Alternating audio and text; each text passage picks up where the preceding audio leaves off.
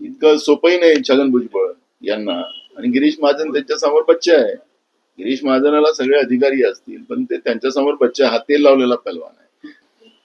सिंहस्थ कुंभमेळा सुरू आहे, त्याच्या बैठक छगन भुजबळ घेत आहेत आणि गिरीश महाजन सुद्धा त्या बैठकीला जाणार होते, परंतु त्यांनी सिंहस्थ कुंभमेळ्याचे त्या दोघांमध्ये वाद सुरू आहे की मंत्री गिरीश महाजन असतानाही छगन भुजबळ बैठक घेत आहेत. त्याची या सरकारमध्ये गोंधळच गोंधळ आहे. या राज्यातले मुख्यमंत्री कॅबिनेटला जात नाही, मंत्री कॅबिनेटला जात नाही, आणि आता तर पालकमंत्र्याचे अधिकार काढले गेलेत अशी बातमी मी आता ऐकलेली आहे. त्यामुळे या सरकारमध्ये गोंधळाच गोंधळ आहे. आणि सिंहस्थ कुंभमेळावा जो आपल्या नाशिकला होऊ घातलेला आहे, त्याच्यासाठी श्रेयवादाची लढाई सुरू झालेली आहे. ती पहिल्या दिवशी सुरू झालेली आहे. छगन भुजबळ तर नंतर मंत्री झाले, पण छगन भुजबळ हे तेल लावलेला पहलवान आहे. आता काय काय तेल लावून करेल यांचं ते आता येणारा काळ सांगेल. त्यामुळे इतकं सोपंही नाही छगन भुजबळ यांना. आणि गिरीश महाजन त्यांच्या समोर बच्चे आहे.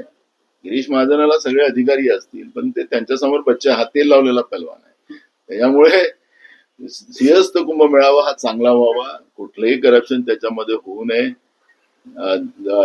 जगभरातून येणारे साधू संत आणि जेवढे त्या ठिकाणी यात्रेकरू येतील त्यांची चांगली व्यवस्था व्हावी आणि त्या ठिकाणी कुठली गैरसोय होऊ नये याची काळजी सरकारने घ्यावी.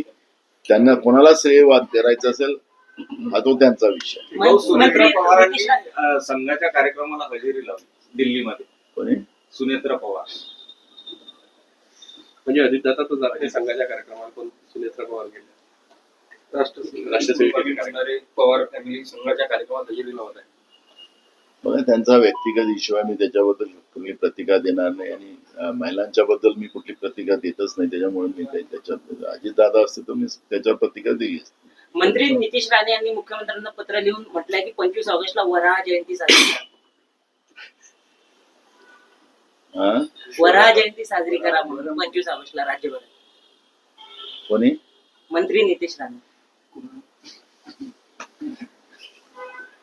सीएसडीएसच्या प्रकरणामध्ये शपथपत्र का दिले जात नाही? कारण काँग्रेसचं असं म्हणणं आहे की आम्ही जी आकडेवारी वापरली ती सरळ इलेक्शन कमिशनच्या वेबसाईटवरून आहे, जेव्हा की तीच आकडेवारी घेणाऱ्या सीएसडीएसच्या संजय कुमारांनी नंतर आपले ट्विट डिलीट केले होते.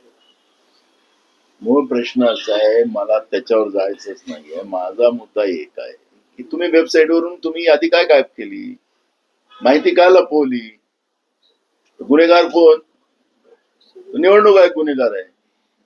तुम्ही अजूनही त्यांच्या वेबसाईटवर कुठेही जा, तुम्ही राज्याच्या जा की केंद्राच्या निवडणूक आयोगाकडे जा, तुम्हाला कुठल्याही वेबसाईटवर तुम्हाला याद्या आणि निकालाची अद्ययावत माहिती तुम्हाला पाहायला मिळत नाही.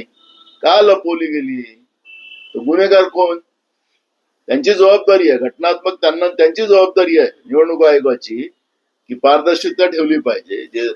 जे काही प्रक्रिया आहे ती प्रक्रिया लोकांच्या समोर ठेवली पाहिजे. तुम्ही लपवता कशासाठी? या प्रश्नाचं उत्तर त्यांनी द्यावं. संजीव कुमारांनी काय चुकीचं ट्विट केलं तो आहे तो चौकशीचा भाग आहे, पण निवडणूक आयोग या सगळ्या पारदर्शकतेला लपवतो काय? निवडणूक आयोगाची माहिती काल म्हणजे जी काही लोकांच्यासाठी आहे, लोकांचं काय ते लोकांचे मत आहे, त्यांना त्यांची माहिती घेणं त्यांचा अधिकार आहे. म्हणून याला गुन्हेगार निवडणूक आयोग आहे आणि म्हणून निवडणूक आयोगावरच कारवाई झाली पाहिजे, ही भूमिका आमची आहे. माझा शेवटचा प्रश्न, सुदर्शन रेड्डी यांचा जो चॉईस आहे उपराष्ट्रपती पदाच्या निवडणुकीसाठी इंडिया आघाडीचा, तर त्यावर आता प्रश्न उचलले जात आहेत. असं म्हटलं जात आहे की त्यांनी सल्वाजुडूंच्या संबंधात 2011 मध्ये जो निर्णय दिला होता त्यामुळे त्यांना देण्यात आलेला आहे, कारण आणखी खूप लायक उमेदवार आहेत. असं आहे की आता त्यांचा जो उपराष्ट्रपतीचा उमेदवार आहे त्यांचं काय? न्यायाधीशांनी काय निर्णय द्यायचे तो त्यांचा अधिकार आहे, त्यांच्या अधिपत्याखाली आहे. न्यायालयाच्या निर्णयाच्या विरोधात बोलता येत नाही असं आपण म्हणतोय आणि ते पाळतो. आता ते उमेदवार झाले म्हणून हे त्यांच्यावर प्रतिक्रिया देतात. अपीलमध्ये जायला पाहिजे, काय त्याला प्रोसिजर आहे. म्हणून आता या प्रतिक्रिया काय निवडणूक हारतात आहेत ही जी मोदी सरकार, त्यासाठी या पद्धतीचं खोटे आरोप करून आणि मतदातांचं मत डायव्हर्ट करण्याचा जो प्रयत्न अयशस्वी केला जातोय, तुम्हाला माहितीसाठी सांगतो, सुदर्शनांचं सुदर्शन फिरलेलं आहे. सुदर्शन चक्र आहे भगवान विष्णूचं, आणि सुदर्शन रेड्डी हे निवडून येतील.